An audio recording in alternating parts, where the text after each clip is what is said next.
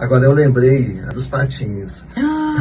Gente! Porque essa história do patinho, eu fiquei tentando me colocar no lugar da pessoa que teve que lidar com os patinhos. Que história é essa, Karina? Então, da mesma maneira que muitas vezes a gente precisa dizer sim para determinados compromissos, por uma questão profissional ou por questões pessoais, enfim, a gente também tem que saber dizer não.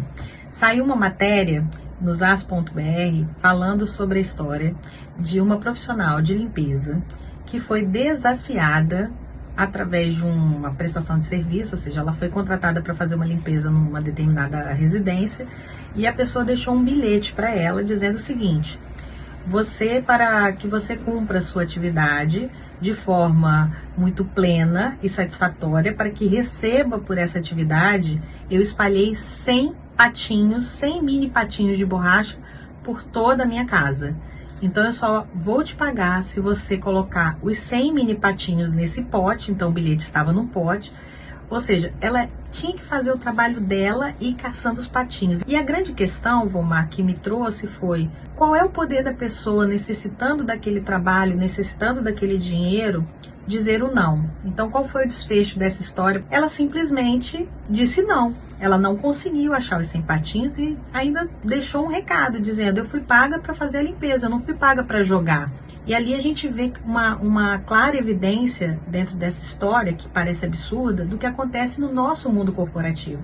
Ou seja, se você diz não, você tem um autoconhecimento. Se você tem o processo educacional, você não vai fazer isso com a pessoa, porque não é pedagógico. E se você está falando de mercado de trabalho, você está falando de desrespeito com o profissional. E aí vem a questão do microgerenciamento. Volmar, eu já tive que caçar muito patinho. Você já teve que caçar patinho? O microgerenciamento, ele ocorre, não é?